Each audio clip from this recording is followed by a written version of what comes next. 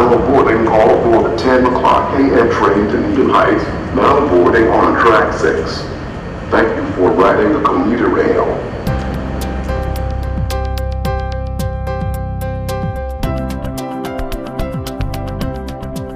Hello, my name is Roy Nascimento and I'm President and CEO of the New Bedford Area Chamber of Commerce. I also serve as the co-chair of the Rail to Boston Coalition. The coalition is comprised of nearly 20 organizations, chambers of commerce from throughout southeastern Massachusetts, from the Cape, as well as other business groups, real estate associations from southeastern Massachusetts, economic development groups, and we also have some statewide business groups and some Boston business groups that have joined the coalition. And our focus is really on promoting and advocating for the restoring commuter rail service to southeastern Massachusetts, because we recognize the economic impact and what this means for communities like New Bedford, Taunton, and Fall River. And I'd like to introduce Paul Chase, who is with the New Bedford Association of Realtors and also serves as co-chair of the Rail to Boston Coalition. Thank you, Roy. Yes, I am the CEO of the Greater New Bedford Association of Realtors, and as Roy said, we're here today to kick off our advocacy campaign for reestablishment, and it's important to say that. It's a reestablishment of commuter rail from Boston to southeastern Massachusetts. And this isn't just about southeastern Massachusetts. The economic impact is going to be felt between Boston and the New Bedford, Fall River, Taunton area, and all the way in between. There's a lot of economic impact. There's smart growth issues. We're looking at over 3,800 riders per day and over $1.8 billion in construction stimulus. So it's a great project. It needs to be funded. We're on our way there, and we're excited to be here today.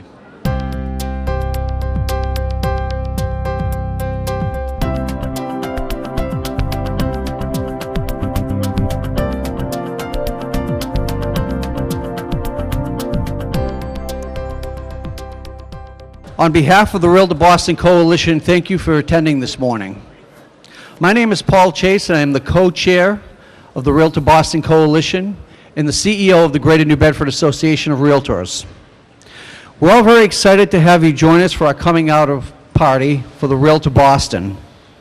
Up until now, we've been working very hard behind the scenes, and today we're ready to make a big announcement. We're here in historic South Station, the transportation hub of our Commonwealth, to announce that we're launching a campaign to advocate for reestablishing the commuter rail connection to Boston. We're here to let everyone know that the rail project is on the fast track and that Rail to Boston is going to happen. Yes, commuter rail is a work in progress, but it has come so far and we have made so much progress that there is no turning back.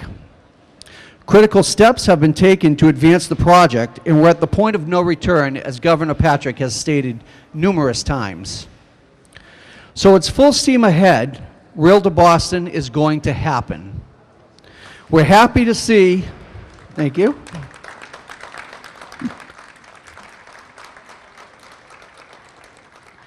We're happy to see so many of our supporters here today, including those people in the room who have been so instrumental in keeping the project moving forward.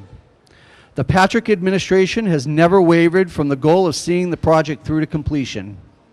Our South Coast legislative delegation has been unwavering in their support for funding at every step along the way. So I'd like to thank the Patrick administration and our delegation. Thank you very much.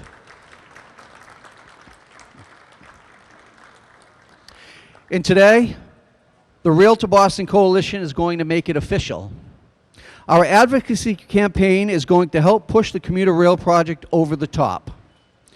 6 months ago, business and community leaders in southeastern Massachusetts and from across the state joined forces to form the Rail to Boston Coalition. And as a matter of fact, on just this past Monday, the Greater Boston Association of Realtors, representing 6,000 members in the Greater Boston area, unanimously voted to endorse our coalition.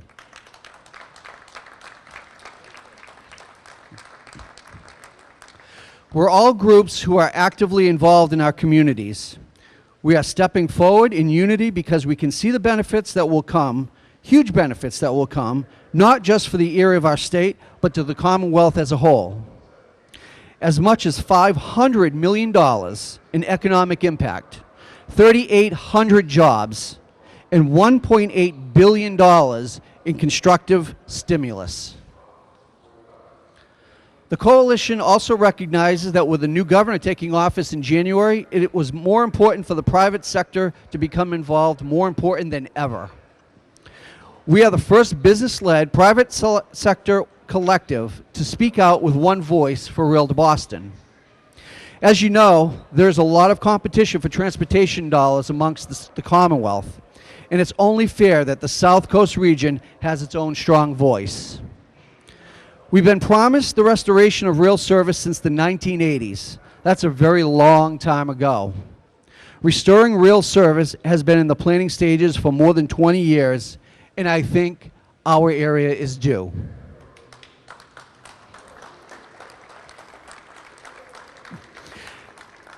At this time, I would like to turn the program over to my co-chair, Roy Nascimento.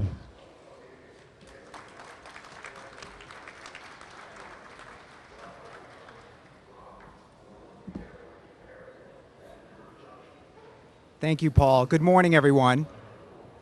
My name is Roy Nascimento. I'm President and CEO of the New Bedford Area Chamber of Commerce, and I also have the privilege of serving as the co-chair with Paul of the Rail to Boston Coalition. So I want to welcome you to this morning's program, this press conference, and I want to thank you for attending. It's wonderful to look out on this great crowd that we've gotten here today, all in support of South Coast Rail, and here to help us launch this campaign. Before we continue, I'd just like to take a moment to recognize the members of the legislature that have joined us this morning.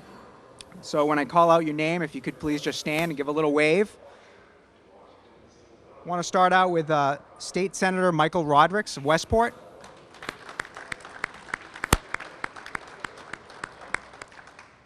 State Senator Mark Pacheco of Taunton.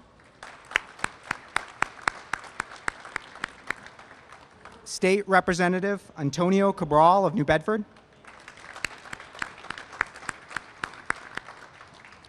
State Representative Bill Strauss of Mattapoisett. State Representative Carol Fiola of Fall River.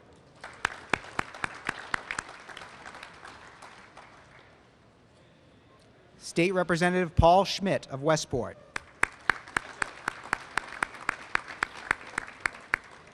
State Representative Christopher Markey of Dartmouth. I think Chris is here somewhere. Chris is in the back. State Representative Shauna O'Connell of Taunton. And we have representatives from the office of Representative Patricia Haddad here of Somerset. And we also have staff from the office of Representative Kazera of New Bedford.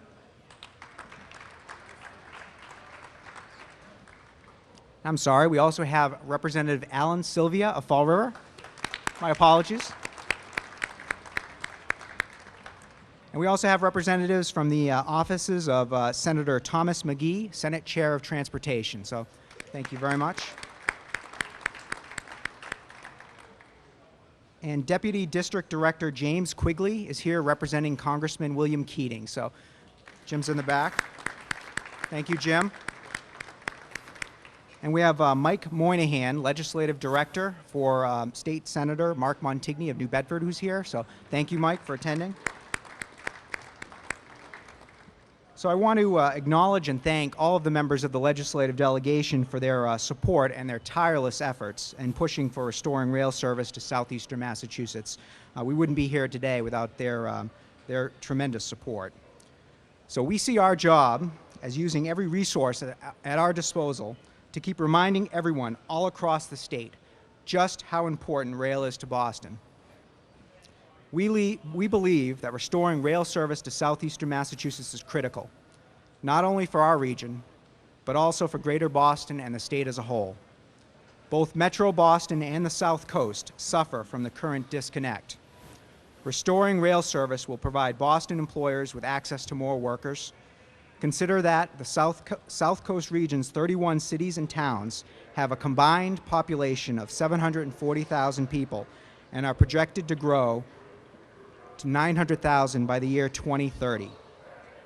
Without rail to Boston, employers will not reap the benefits of this growth.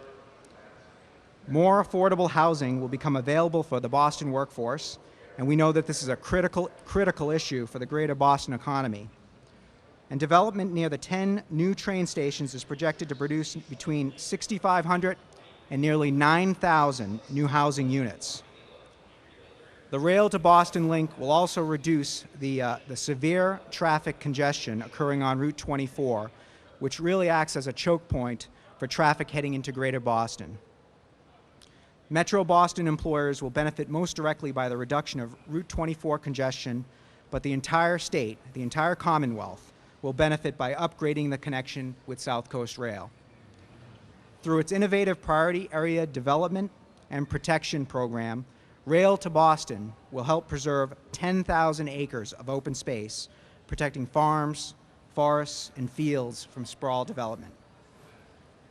Tourism and investment in the region will grow, along with a broader awareness of our region and its wonderful assets. Those are very powerful messages that are resonating across the state as more and more groups are coming on board with the coalition. We have nearly 20 organizations that have already joined our ranks.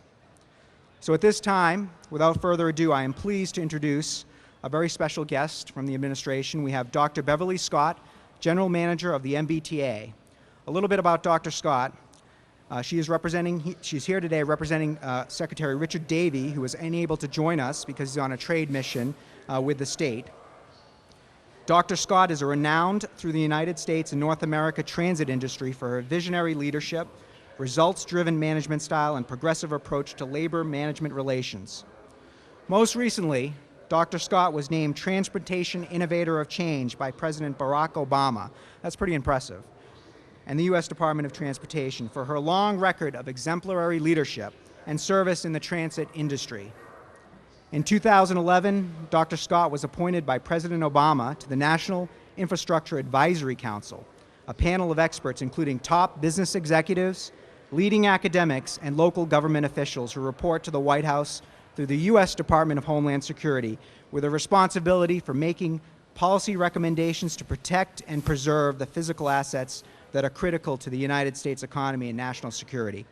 In 2012, she was appointed the Vice Chair of the Council, and her earlier career, she was public transportation industry spans more than 3 decades and includes executive and senior leadership positions with some of the nation's largest public transit systems. We are honored to have Dr. Scott with us today. Thank you very much. Please join me in welcoming Dr. Scott. Thank you very much. Well, thank you very much. It's really exciting to be here today to celebrate this milestone and what is really an extremely incredible project. And of course, my secretary could not be here today, and he really sends his regrets. My staff is doing it again. They're saying we gave her a script, and she won't stay on the script, okay? And I'm not going to stay on the script because you're living this in your life. I will say that every once in a while, you have an opportunity to wind up really being able to be part of a project that truly has the potential to be transformative. And I'm not saying that that is no tongue-in-cheek. This project is actually that. In fact, to say it's a project is to make it trite. This is a catalytic, transformative that will really, really wind up changing the face for the Commonwealth. Part of that whole 3 decades that we talked about, 6 of them I had the privilege and the honor to run the Rhode Island Public Transit Authority system, RIPTA. And I want to speak to my RTA leadership that's here because we do this as partnerships and together. But during that period of time, I had the privilege of serving the Tauntons, the Fall Rivers, the Central, and understanding the great bones, if you will, the great bones that are there, the wonderful people that are there. And the reality is that transportation is absolutely the key to economic development, competitiveness, sustainability, and overall quality of life. So this one has got to get done. Now, having said that, and then Bev's going to be quiet, having said that, you don't bite an elephant off all at one time, but you know what my grandmother used to say, occupy the ground you stand on. So I'm very proud to say that the MBTA is now the one that has the absolute responsibility for moving this project, and that all of that transfer of responsibility for the project came to the T over like the last 5-month period of time. It's not about what we talk about, it's what you do. And so in June, we literally wound up awarding the contract, our board of directors, for the CMPM contract. That's a 10-year contract that is actually for the construction management and project management for this entire effort. And it is absolutely, and put money behind it, that's what we say, money behind it, several $100 million. And it is our commitment over the next several years, next couple of years, to actually move this project to 30% design, get the record of decision, and let's start turning some dirt. So anyway, absolutely our privilege to be a part of this team. Thank you so much.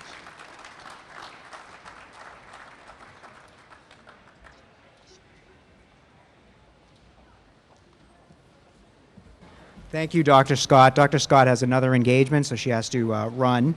But we appreciate the support of the administration on this project. So our next speaker is Representative William Strauss, who's chair of the Joint Committee on Transportation for the Commonwealth of Massachusetts. Representative Strauss has been involved extensively in transportation issues as a legislator and has been a longtime advocate for the extension of commuter rail service to southeastern Massachusetts. So a big welcome, Chairman Strauss.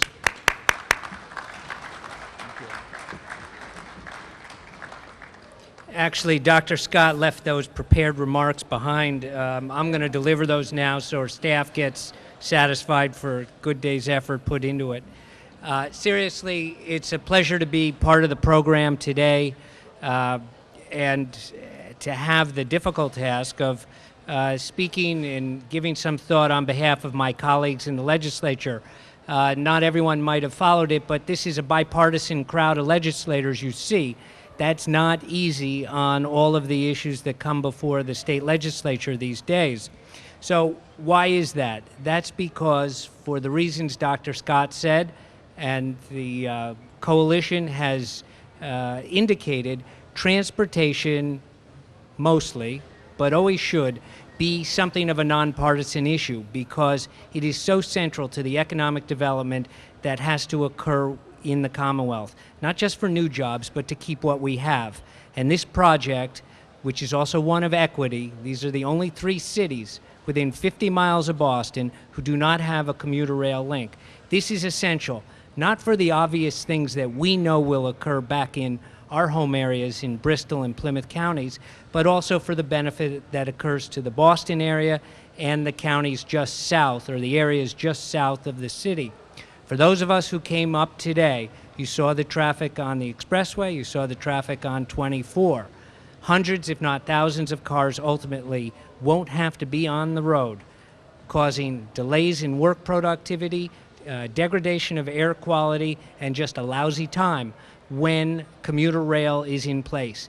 There is a benefit not just for us, but for the Boston area within 128. And what I want to do is leave you with this thought and commend the coalition for what they're doing in making those connections, that common interest that a project like this has, not just in the region where it's built, but on those who benefit. The employers in this area who will benefit by having a workforce that can easily access this area, and for the other economic development that comes first with construction, but then with the associated development that follows behind. And this coalition, as they reach out to business groups elsewhere around the state, will help us get over that, because as was said, we have a new governor coming. It's the Constitution. We have a new governor coming in January, and I will say this, it's not a political event, but I know myself from what I've read of at least one candidate who's made clear their position on this, and I hope that it maintains its status as a nonpartisan issue that everybody can get behind and commit to for what comes in 2015. Thank you. My colleagues have worked hard on this together, and we continue to reach out among our other colleagues from different parts of the state to make this a reality for a benefit, not just for us, but for the entire Commonwealth. Thank you very much.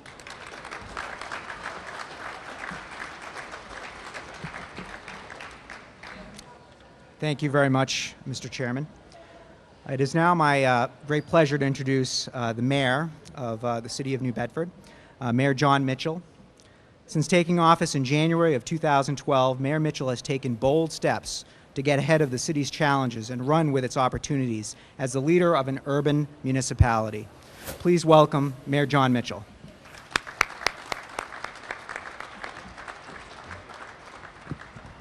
Thank you, Ryan. Good morning, everybody.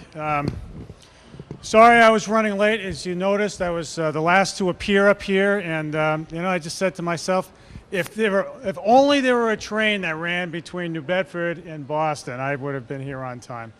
But thank you, and thank you most of all to the coalition. Thank you, Roy, for your leadership. Thank you, Liz Isherwood and Paul Chase and the rest of the business community that has come together behind a project whose time is due. We've been at this for a long time, for more than 20 years, over many governors and over many mayors and state reps. We keep pounding away at it, and at some point, we hope the state will say, and they are saying now, nowadays with this administration more than ever, you know something, I think they have a point down there. We have been swinging away at this, and Rep. Strauss, who's been the leader of it all along, among the leaders of it, including many of these ladies and gentlemen right in front of you, have made the point about equity. And to be sure, equity is a big part of this. We want our due in southeastern Massachusetts. But we've come to the realization that that argument, as true as it is, as perhaps forceful as it is politically within our region, is not going to be enough to carry the day. We need to continue to make the case that on the merits, this is a project that will advance the interests of the entire Commonwealth. I haven't been up, every time I come up to Boston, I see a new building under construction. Boston is growing by leaps and bounds, and perhaps no more so, or in no other place more so than in the new Seaport District, or the Innovation District, whichever name you attach to it. That district is not going to succeed in the long run if people can't readily get to it. It's hard enough to get to by car. The city of Boston needs cheap, safe, and reliable public transportation to allow that area to grow, to allow this downtown to grow. And I suspect everyone in this room has sat in traffic on 24 and Route 93 over the years to know that it isn't, despite the big dig, it hasn't gotten better. It's only gotten worse. Boston's becoming more dense and congested. The time is now to deal with it because, and here's the other point, folks, if folks in Boston or elsewhere in the state ask you, well, is it really worth it? Is it worth $2.2 billion or whatever the figure is at this point? The answer is, it's going to have to be done at some point anyway. Eastern Massachusetts, greater Boston is growing, and it's not going to stop. That is a good thing, but it comes with complications. Ultimately, Eastern Massachusetts is going to become so congested, so dense, that the only way effectively to get around will be by public transportation, or else we will lose, the Commonwealth, will lose our edge in industries where we are leading now, in healthcare, and high tech, and tourism, and so many others. We've got to deal with it now, or else we're going to deal with it 20 years from now, and it'll be an awful lot more expensive.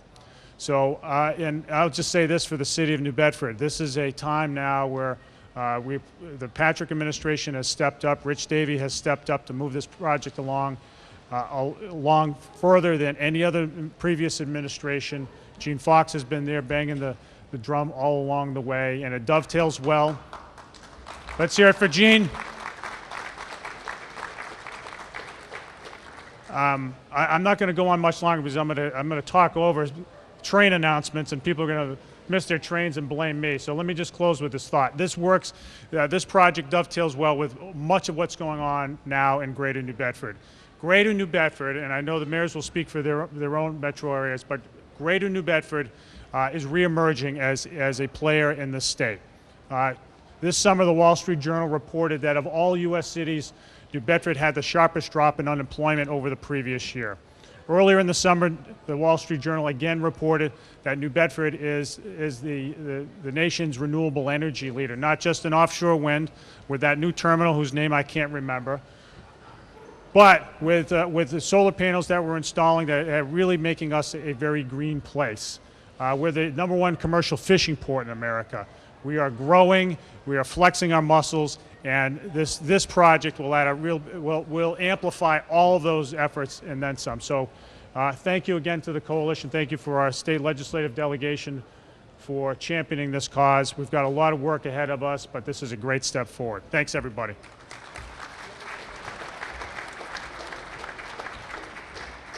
Thank you, Mr. Mayor. Well said.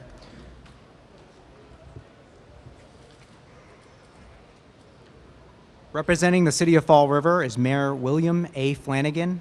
Third-term Mayor of Fall River, Will Flanagan, has made improving transportation as a key issue of his administration's mission to improve the quality of life of Fall River residents.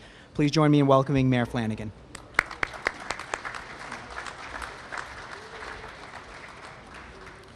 Good morning, everyone, and it's an honor for me to be here up at South Station.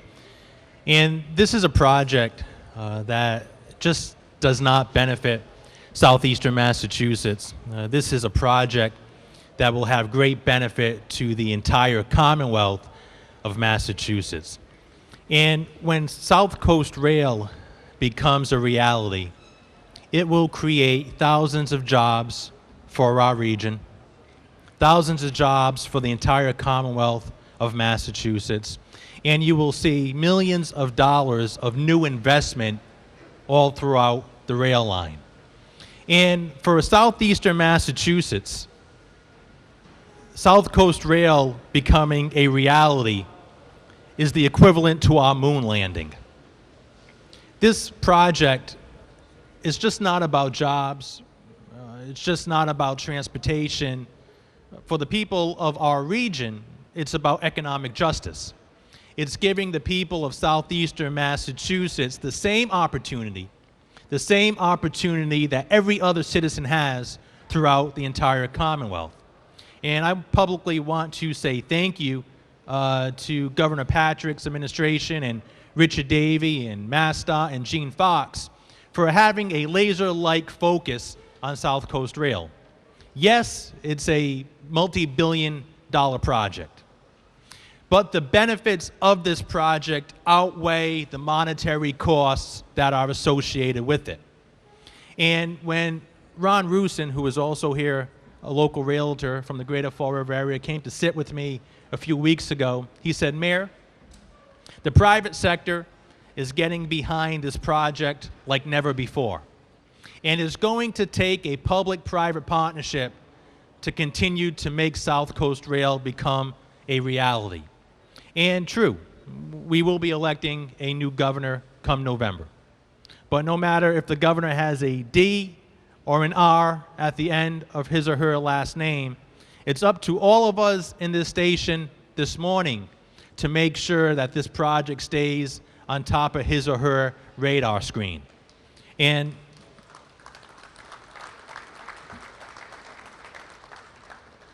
this project will become a reality.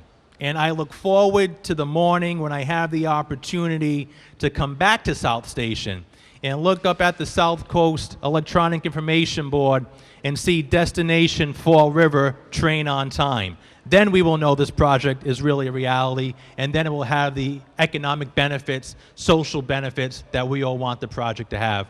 Thank you for having me, and thank you to the entire coalition for keeping their foot on the gas pedal for this project. Thank you.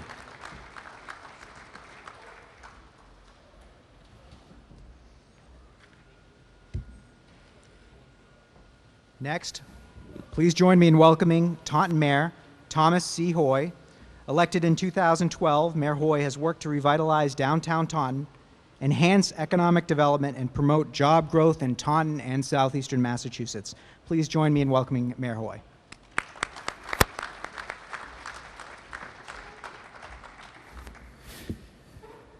Thank you, Roy. You know, when I came up here this morning, I wasn't sure what to expect, but the energy here this morning is just electric. And it's all about momentum. It's about continuing the momentum.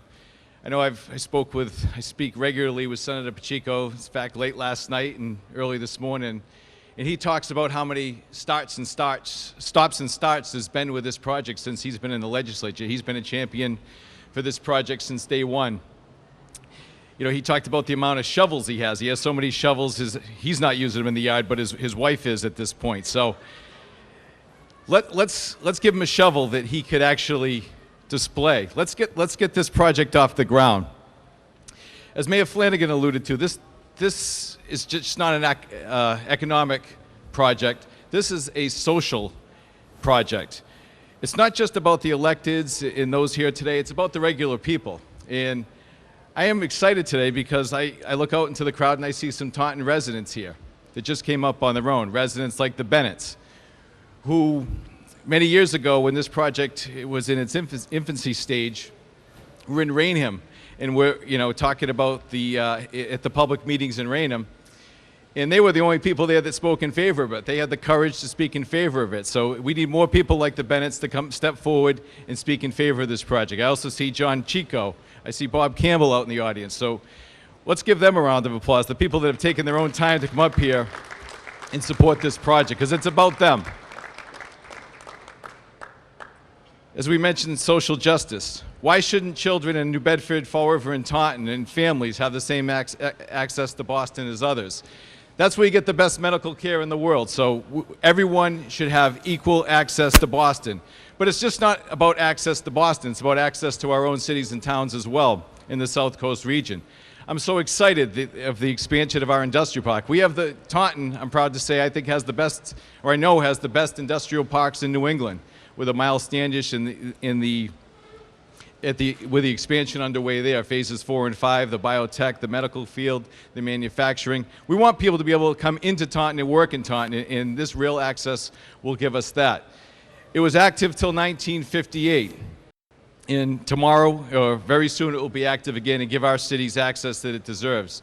And speaking about downtown Taunton, which has been a pet project of mine, the revitalization of downtown, I'm proud to say, Mr. Menard's here from BCC, but we now have a campus in our downtown area. It will be located only a half mile from our potential Arlington Street stop, which will be a TOD district.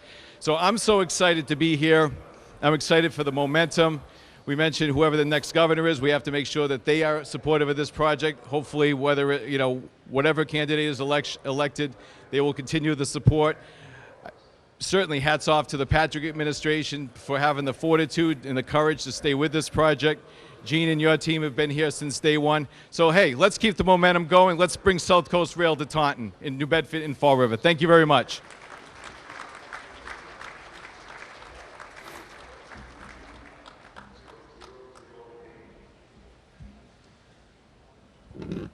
Representing the Massachusetts Association of Realtors is their president, Peter Raffini. As president of the 19,000-plus members of the Massachusetts Association of Realtors, Mr. Raffini is charged with overseeing the many issues affecting members and the real estate industry. Please join me in welcoming Mr. Raffini.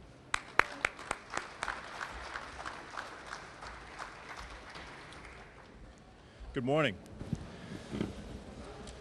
My pleasure to be here this morning. I want to thank and congratulate the coalition on all their hard work in getting the project to this point. And we've actually grown a little bit. We're over 20,000 members strong here in Massachusetts as of this point of the year. And on behalf of the Massachusetts Association of Realtors, I want to say that we applaud the South Coast Rail Project. It's this type of infrastructure development that fosters smart growth opportunities and impacts a segment of housing here in Massachusetts that needs it the most, and that's workforce housing. Not only will this help to alleviate the traffic congestion along the Route 24 corridor, but it will make that area accessible to prospective homeowners that wouldn't even consider that area because they think it's too far away. Along with this, there'll be many other economic benefits, as this is also the type of improvement that attracts new businesses and helps to create jobs. And I can tell you firsthand because I grew up in the town of Plymouth down on the South Shore, and I can tell you when rail service, commuter rail service came down to Plymouth, I've seen over the past decade the economic improvements that have happened down there, and I'm eager to see that happen down on the South Coast. So in short, I'll say this is a win for the South Coast, and it's a win for Massachusetts. Thank you.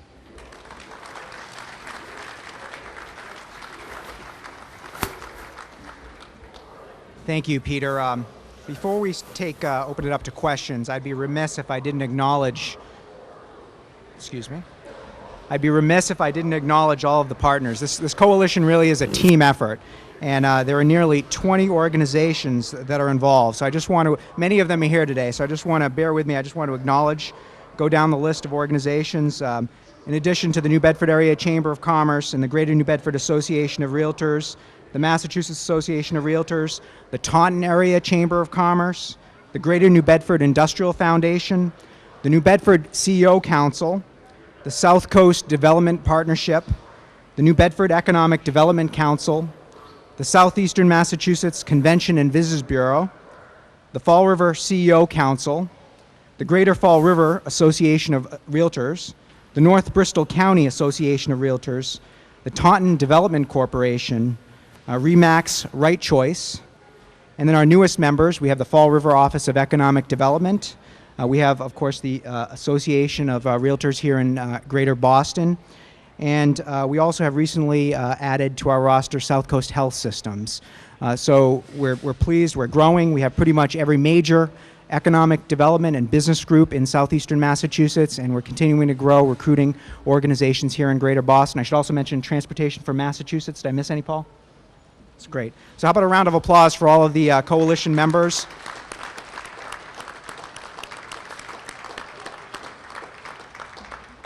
So ladies and gentlemen, we have come to the end of our program. Again, I want to thank you for coming and for showing your support for the coalition and our commitment to reestablish rail to southeastern Massachusetts.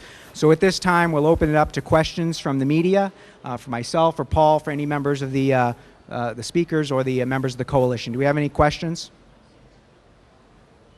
It's right here. I think they're about to announce the train to Lakeville, and you've got a couple of regional transit authorities in South Coast. Why don't either of them have any buses that go to the Lakeville station, and could that be a potential alternative? I'm sorry, I missed the last part of that question. Why don't any of the RTAs have any buses that go to the Lakeville station, and could that be an alternative or maybe something that happens in the interim? So I can't speak for the other members of the coalition or for the RTAs, but the mayors can certainly perhaps have some views on this. But from our perspective, I don't think busing people to Lakeville would have the same economic impact as restoring rail to the three major cities in our Commonwealth within 50 miles of Boston that don't currently have rail service. So I don't know if you want to add anything. Do you want to use the microphone, or? From at least from Taunton's perspective, we certainly touch Lakeville in many areas, but for most of our residents, it would be a 20 or 25-minute bus ride to Lakeville, and then so you're just going to be adding on to the commute rather than cutting down on the commute, So as far as and I can't speak for the other mayors, but it would in some cases you'd be backtracking to go to Lakeville. You wouldn't be coming towards Boston if you're looking towards Boston. So that's Taunton's perspective on that. Yeah, Andy, it's a fair question, and the answer is it's just not practical. We in southeastern Mass and Greater New Bedford and Greater Fall River in particular, we've had bus service to the Lakeville station, and it hasn't been terribly well subscribed. And the reason for that is just think about all the links. You've got to wait for a bus. You get on the bus. It's roughly a 25-minute drive to the Lakeville station. You have to leave in enough time to catch the train, and then you're off here. And then for a number of folks, there's the added time of either walking from here to work or getting on the T. So bottom line is it would take an awful lot more time. I speak from experience. Before I was mayor, as you know, I was an assistant U.S. attorney here in Boston and commuted back and forth. And after a while of driving to the Middleborough station and taking the train up, I stopped doing it. It just wasn't practical anymore. Even to drive, never mind take a bus to it. So I think for those folks, and I suspect there are some in the crowd who've done a similar routine in the morning, they will echo my assessment of it.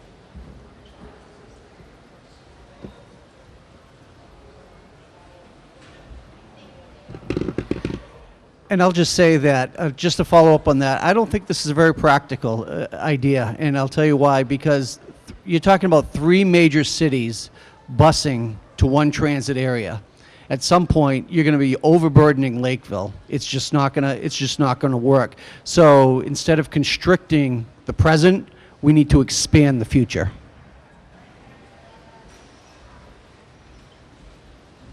We have a question here. Yes.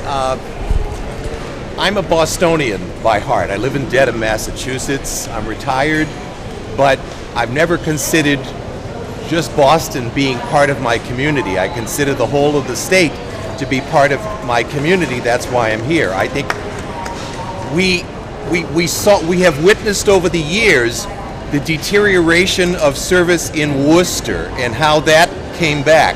But I don't see the mayor of Worcester here today to talk about what it did for the city of Worcester, which I think would be really helpful. Welcoming all the mayors of the South Coast today, where is Mayor Marty Walsh of Boston? Why isn't he sitting up there welcoming the other mayors to Boston as part of his input into this whole plan? He's not here. I don't see either gubernatorial candidate who will be in charge of continued funding after Deval Patrick is gone. They're not here. I haven't heard of a representative from either candidate being here. Unless we have that big clout and we all work together. And I'm sad to say that the mayor of Boston is not here. He's not my mayor because I live in a town outside of Boston, but as far as I'm concerned, I'll always be a Bostonian because I grew up and lived most of my life in Boston. They're not here, and it speaks to a disconnect, which we need to get past. I'm not sure how we get past this disconnect. Thank you. I think you make a great overall point about the state and everyone in it to see ourselves as one. No debating that at all. And you're right. In the case of Worcester, Worcester has benefited enormously from the rail connection. Places like Newburyport, north of Boston, probably even more so. It goes without saying that I think those points need to be made, and as constructive feedback for this organization, I think that's something that's well taken. I mean, we need more faces here. I will say, Mayor Walsh, I've talked to Mayor Walsh about Mayor Walsh already had a commitment today, so in fairness to him, I know he wants to see a greater integration of the cities in Massachusetts, and so he wasn't able to make it today, but I think he's here in spirit. I wanted to acknowledge, and she may have been acknowledged before the program or at the start of the program, but Maura Healey is here, the Democratic nominee for Attorney General, and she has been a huge proponent of South Coast Rail, and although the Attorney General doesn't write the checks, the Attorney General definitely has a big voice in promoting the project, so we appreciate her support here today. Thanks. Just to comment on your question, if you look at Brockton also and Worcester, 2 communities that are similar in demographic to Taunton and New Bedford and Fall River, they've actually seen a drastic decline in their unemployment rate. If you look at our three communities respectively of each other, yes, unemployment is going down. Yes, crime is on the decline. Yes, we are improving our school systems.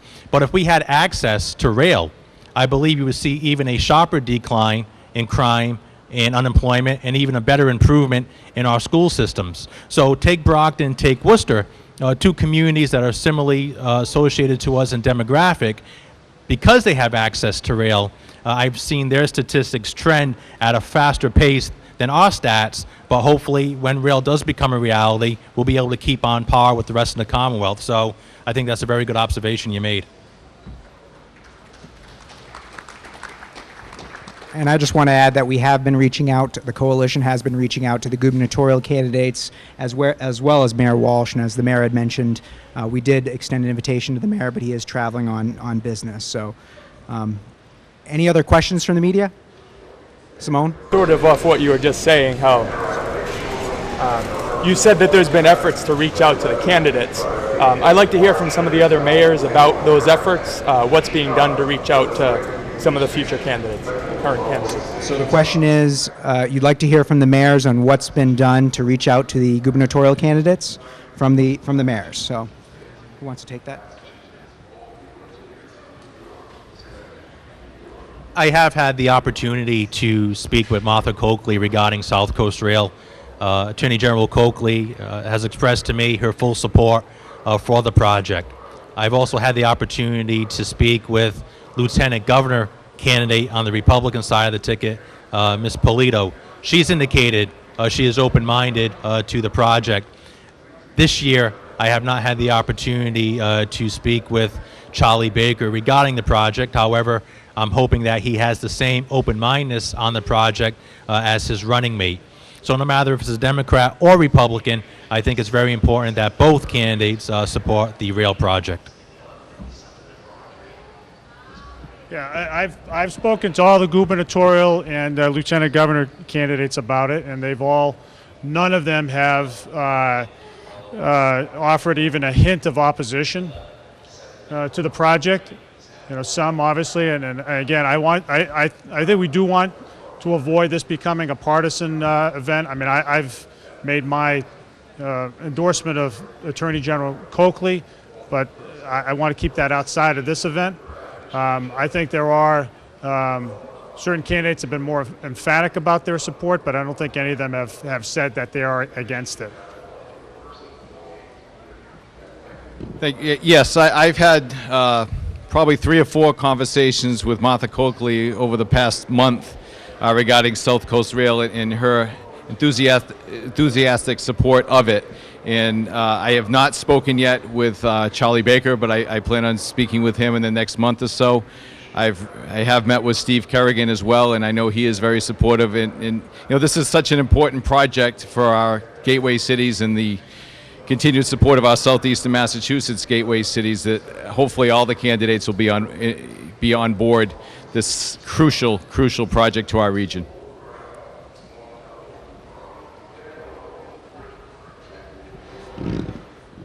Any other questions? Right here. Question about this project and transportation in the South Coast. I can't answer that question for all of the members of the coalition. I can only speak for my organization, the New Bedford Area Chamber. I know our board did vote to oppose that question to repeal the gas tax because of concerns that how that would impact transportation needs here in our Commonwealth, including this project. So I think my understanding is this project can continue without with that passing, but again, we're still very concerned because there will be more competition for those limited dollars. So I don't know if there's any other questions, any other responses to that. Do you want to? Any other questions? If, as Dr. Beverly hopes, you do break ground, and if, as Dr. Beverly hopes, you break ground within 2 years, when would you hope for completion? Technical question. I'll turn over to Gene Fox, who the director of rail.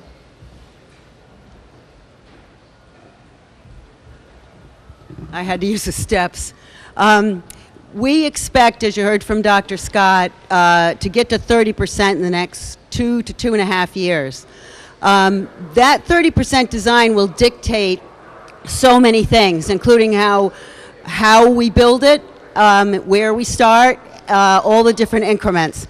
This is not going to be built in the next 5 years, but it's definitely going to be on the fast track after the next 2.5 years. So hopefully, if we can come up with a plan that works to get it online sooner rather than later, that's the route we're going to take. But to give you a definitive time right now with so many unknowns would be imprudent, I think. Okay?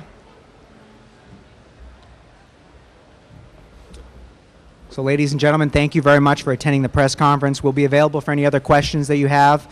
So thank you very much.